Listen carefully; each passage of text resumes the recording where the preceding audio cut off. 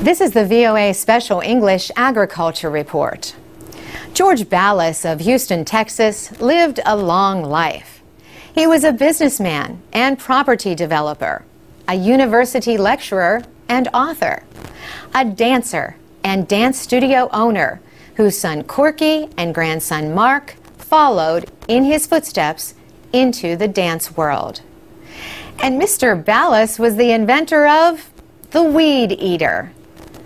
The man who found an easier way for people to cut grass and weeds died in Houston on June 25th. He was 85 years old. George Ballas was born in Louisiana. He joined the military at 17. He served in World War II and the Korean War. After the military, he became a dance teacher and executive in the dance school industry. In the 1950s, he built a dance studio of his own in Houston. People called it the biggest in the world.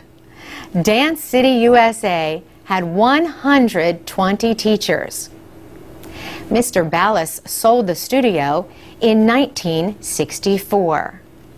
By the early 70s, he was on to the next big thing. The idea had come to him at a car wash.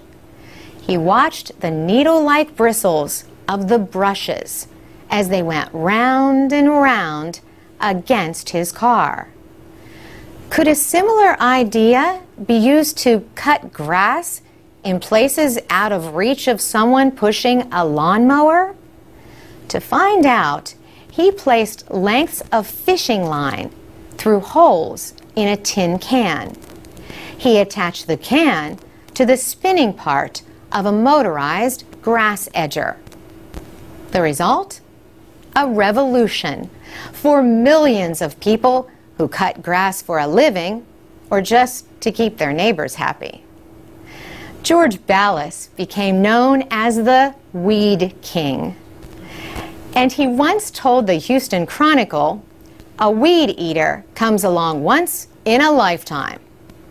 His invention grew into a company which he later sold. Today, his idea lives on in a new generation of string trimmers and edgers that people often call weed whackers.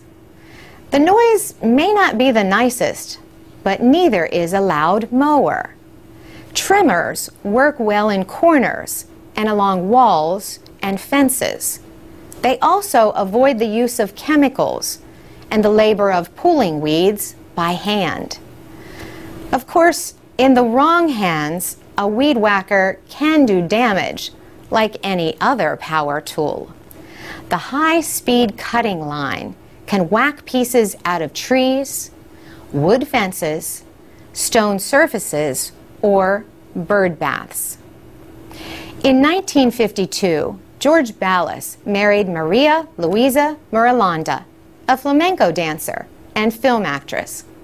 They were together for 59 years until his death. For VOA Special English, I'm Carolyn Presutti. You can find Voice of America's daily news and information service for people learning English at voaspecialenglish.com.